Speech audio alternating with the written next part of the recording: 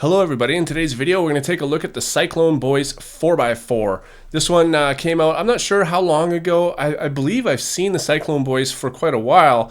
I just think that they didn't have any kind of popularity until some other cubers had started showing them on their channels. But I may be wrong. I mean, I think I've seen them for a long time, but they may be brand new. Anyways, so I'm really interested in this because I've tried other stickerless 4x4s like the Diane MF8, I've tried the Wit 4, I've tried the Diane Shang, and now I'm trying this one. And I was very disappointed with all of the other ones. And so I'm really looking forward to a stickerless 4x4 because I do enjoy solving a stickerless 3x3 from time to time. I think it's just a little fun to solve one of these, and I always wanted one in a 4x4, but everyone has been disappointing so far. So I had high hopes for this one, and after having this for quite a long time now, I have to say that I do believe that this one is the best one on the market. It's still not very good because, I mean, as a speed cube, I mean, this puzzle turns fantastic. It's actually really, really nice. But as far as speed cubing goes, it's definitely not going to keep up with your Moyu cubes or your Shangshao or something like that. So if you're looking to speed solve one of these puzzles, you can get decent times with it, but you're not going to get your average for sure. I don't think, at least. Unless, of course, you're using something worse than this, and that's what you're used to. Of course, you'll get something better probably. So anyways, the turning, the outer layers are very, very nice on this. I really enjoy the outer layers. Now, for the 3x3 aspect of this, it's actually not too bad, but there's zero tolerance for reverse corner cutting, as you can see. So you can get some serious lockups. So in a cube like this, what you tend to do is, and it's bad actually to really get used to a cube like this, because you tend to overshoot and you rely on the corner cutting this way, because even though it has zero reverse corner cutting, it actually has pretty decent regular corner cutting. So you can really rely on that to get your algorithms going fast. And when I do my algorithms or just solve this thing in general, I find that I overshoot a bit, so I don't lock up. Like I use the corner cutting to my advantage, you know what I mean?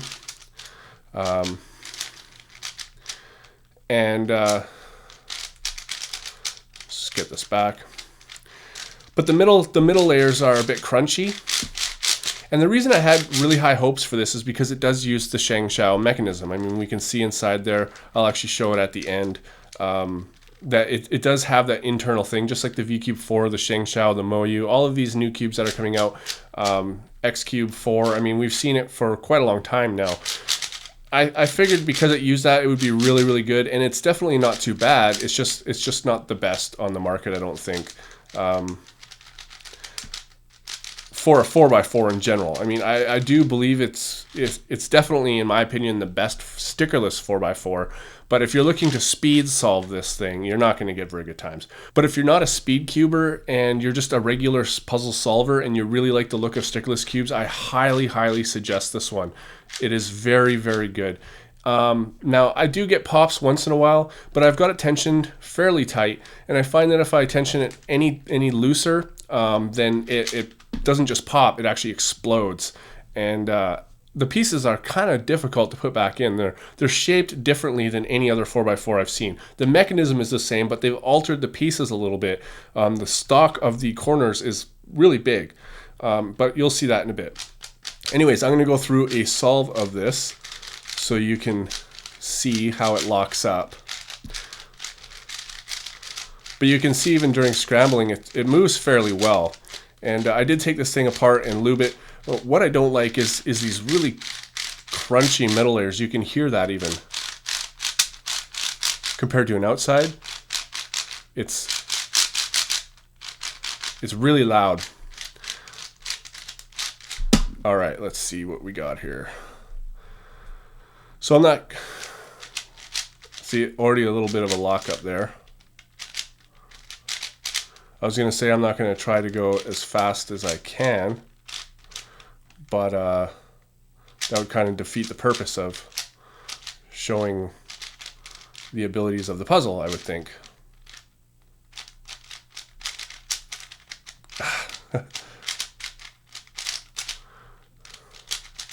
Haven't done 4x4 in a little while. You ever notice I do this too? Anytime that somebody does a solve of like a new puzzle, they go, oh, I haven't solved in a while. when really you're just making mistakes. Okay. So you can see that the turning isn't terrible, but I wish it was better for sure. I was hoping we'd get parity so you could see the parity algorithm in action on this thing, but I will do that after this solve. Here's this parity algorithm. You can see a little bit of locking up happening here. All right, so there's the parity algorithm's PLL. It just, these middle layers just, I don't know, they crunch through, and it's just hard to get the alignment like you need it, because when you're doing this, you have to have everything aligned because there's zero reverse corner cutting, right? So anyways, the regular parity algorithm, I do a little bit weird. Most people will do double flicks like that. I'm starting to get used to them, but I haven't actually practiced them. So what I do is I do thumb finger like that. So this is the parity algorithm. Oh, a little bit of a pop here. So let's try it again. Whoop. I screwed that up.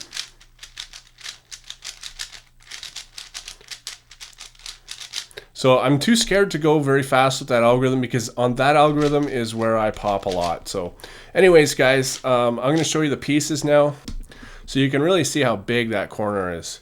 And of course it splits apart into three pieces. Maybe this one's stuck together too good. Anyways, they split apart. We've all seen this before. This is the standard edge piece, and this is just a standard corner piece. I mean, we've seen this in all puzzles. It's just shaped a little bit differently. I mean, we've got a huge corner stock. It's not very rounded in here. Usually on these pieces, we don't see like this V happening. It's usually just a straight stock. So pretty much it's the same mechanism, just a little bit different design. So anyways, so overall, guys, I recommend this puzzle if you don't care about speed, or if you have one that's worse than this and you think you can get better times with this, then sure. If you're just a regular puzzle solver who doesn't care about speed at all, then I absolutely recommend this. It's a very, very good puzzle for that. But for a speed cube, I don't really recommend it at all. But I'm going to keep it because it's the best one out so far. But I have heard a rumor that the Moyu Aosu is going to come out in a stickerless version. Wow, so that's going to be a really great cube, and I can't wait to get that, if the rumor is true. But I hear rumors from reliable sources quite often. So anyways, guys, thanks for watching, and I'll see you on my next video.